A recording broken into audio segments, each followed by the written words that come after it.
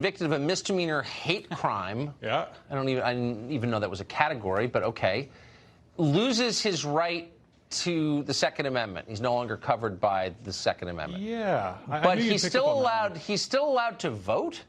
So you're not allowed to go deer hunting, but you can choose my president. How does that work exactly? Well, the people that are coming up with these rules want votes. There's one reason. But here's something scarier. I could talk about a potential slippery slope and say, oh, no, we shouldn't do that about hate crime because who gets to decide what's a hate crime? Well, we have a perfect example right now. If Biden goes to New York City and calls someone an illegal alien, he can lose his right to guns forever under his own proposal. Because that's a hate crime now. It's a scary world. Well, his federally funded bodyguards would still be armed with high-capacity magazines. So I think, he's all set. And that's kind of the point, is the people making these rules have literally no intention of abiding by them at all. They would never give up their right to firearms because that would be scary. Exactly right. They can never answer the hypocrisy there of what's going on. We've talked about this before. When a politician tells you you don't need a gun, maybe that's time you actually need the gun. Yeah, and okay, you first. I mean, that's my gun control plan. You first. You disarm first. So let me ask you, is there anybody in the Democratic Party who's kind of sticking with the old agreement on guns, which is basically the status quo? Is anybody resisting the radicalism of Beto O'Rourke? Any Democrat? I've seen Tulsi Gabbard has done it. She's still come out against guns. She's made a couple unpopular comments with me, at least. But she's not racing like everyone else is to bring the party as left as they possibly can. And last question. Sincerely, do you think any of the proposals that Biden outlines would reduce what they're calling gun crime? Mass shootings, for example. Not a single one. The assault weapons ban that he champions did nothing to stop crime. We know that violent crime is at its highest during the middle of that assault weapons ban, and in fact, it's gotten better every day since. No, they're not. I think it's political rhetoric. I think he's making false equivalencies, like saying that you can't hunt ducks with more than 3 shotgun shells, so somehow ducks are better protected than children. He's saying children can be hunted. There's regs for that. It's absolute absurdity trying to distract from the scandal that's going on with him. Not the brightest politician in Washington, anyway, I would say. Ryan, great to see you tonight. Thank you. Thanks for having me back.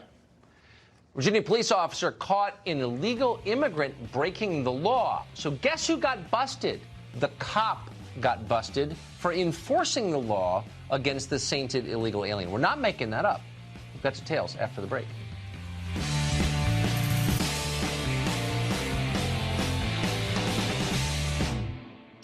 A police officer in the Commonwealth of Virginia has been suspended from his job. What did he do wrong? He helped the federal government enforce the law. Fox News chief breaking news correspondent Trace Gallagher has more for us tonight. Hey, Trace.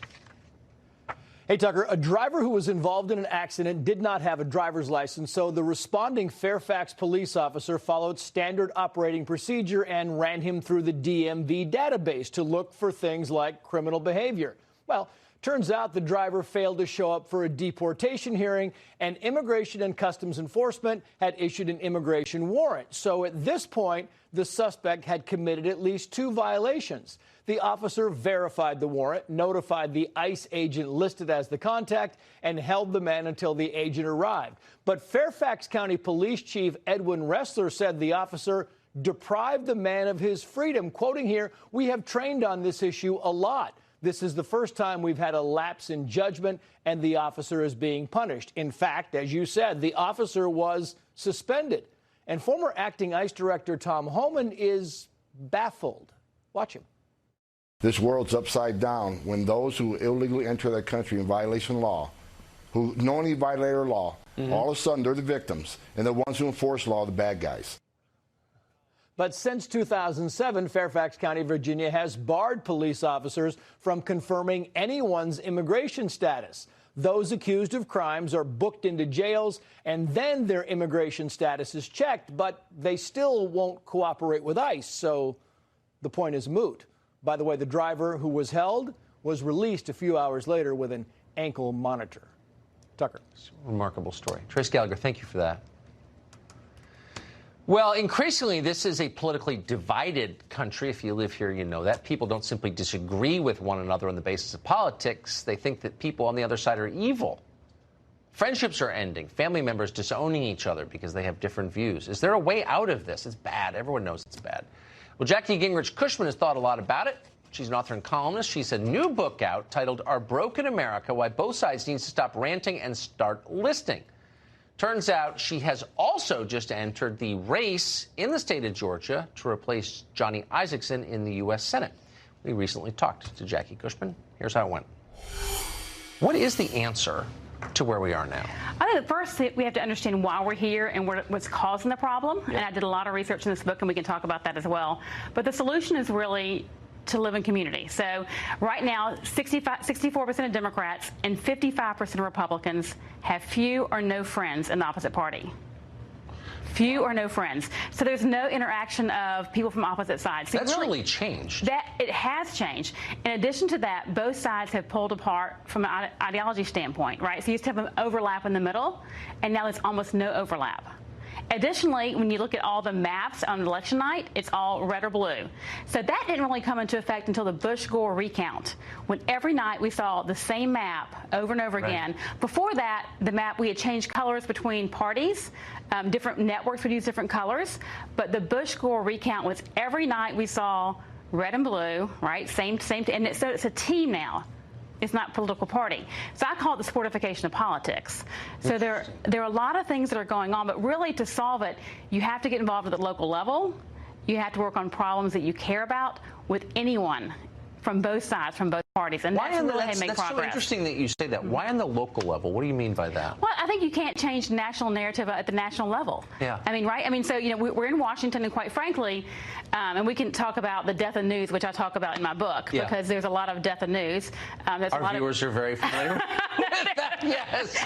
Yeah, just because you read it in the New York Times does not mean it's news, right? We know that. Unfortunately, you're right. Right. So there's a lot of that happening. So I do think you have to push back and say, no, that's not news, that's not true. You can't just let, untruths, hang around.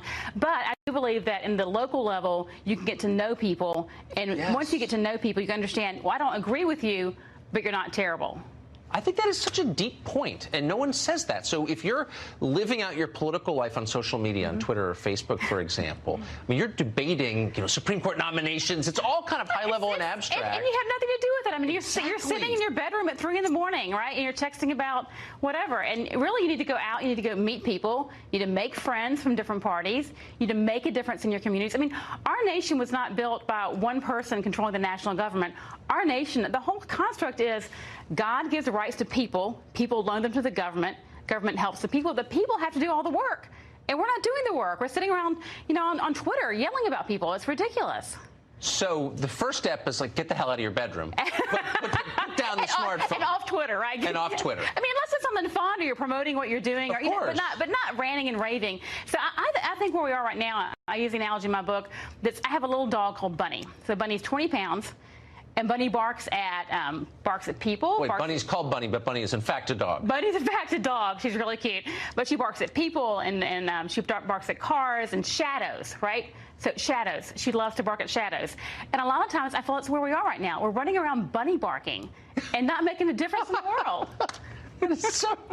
I'm so glad you wrote this book. Thank you. And I'm glad you're thinking about this. And I think people on both sides, I hope that people can hear you, because I think everyone's concerned about this, and I think we have reason to be. Absolutely, we do. Jackie Gingrich Cushman, Our Broken America. Thank you very much. Thank you for having me on. So you quit smoking, you gave up cookies and Mountain Dew, but you still have something to feel guilty about: red meat. Red meat is bad for you. Everybody knows that. But is it actually bad for you? We'll investigate that in Dr. Mark Siegel's Medical Emergency segment after the break. Scolds have been barking at you about red meat. It may be delicious, they said, but it will kill you. It'll give you heart disease, cancer. It's basically a ticket to an early death. Now a group of researchers, international group, have contested that advice. They say that our views of red meat in the United States are in fact built on shoddy evidence, and that if red meat has any negative health effect, it's a small one. Dr. Mark Siegel is the man we go to for the truth of questions like this. He's a Fox medical contributor. Doctor, thanks so much for coming on. What do you make of this? Does this overturn your views on meat? Should we feel better about having a steak now? It changed my views, and it made me wonder about all the Democratic attack lately on our gaseous cattle friends, right? That we yes. actually rely on for meat, for red meat. And what this study did, and by the way, it looked at millions of participants in several studies. It was a very strong analysis of multiple studies. And it concluded that red meat itself, mainly unprocessed red meat, does not correlate with life-threatening heart disease or cancer, except in a very weak tie. Now, what does this mean to me? This means to me that I have to relook at red meat and say, wait a minute, it's a good source of protein. For some people, their only source of protein. It's a source of B vitamins, of iron.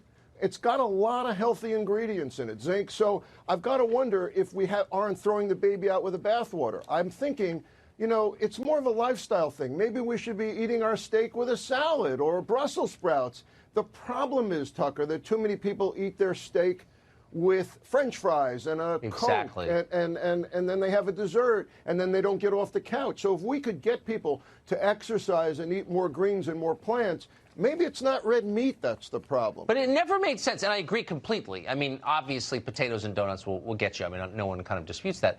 But why would a species that began as hunter-gatherers why would meat give them cancer? It just doesn't make any sense at all. I agree, Tucker. It's actually probably the processed meat that we need to worry about. The bacon, the sausage, where you actually add chemicals like nitrates that could correlate with that. But I want everyone out there to know how poor this research is done that made those connections. They say to you, what'd you eat yesterday? Well, you may not actually tell what you actually ate. So they canvass thousands and millions of people. What'd you eat? And then they observe your response. They don't really do what we need to do. Give somebody a great hamburger and a salad. Somebody else a great hamburger and French fries. Well, you might find out it's the French fries that are the problem. So shame on you out there that are throwing out all of our great hamburgers. Tucker and I are going to go have a steak after this. Not every day. Moderation. I'm a physician here, so I don't want everybody out there to have three steaks a day. Right. But most Americans tend to have 4 to 5 servings a week, and what the studies are showing is that that's not as egregious as people have been saying. So really quick, a theme that has emerged from all the segments you've done on this show, all of which we're grateful for, is that there's a lot we don't know. And you're one of the only people honest enough to admit that. Well, and I don't want people jumping to conclusions. You know what pseudoscientists do? They take one tiny bit of evidence, and then they dilate it, and they make their point about it. Of course, that's what politicians do, too, isn't it? Medicare for all, let's get rid of the employer-based health care system. I mean, I wish this man well. I mean, I wish his health and rapid recovery. I don't want to say anything too negative. But the point is, politicians are waving their arms, making grandiose statements. Tonight, I'm here to tell you, go have a steak. Just don't have it every day.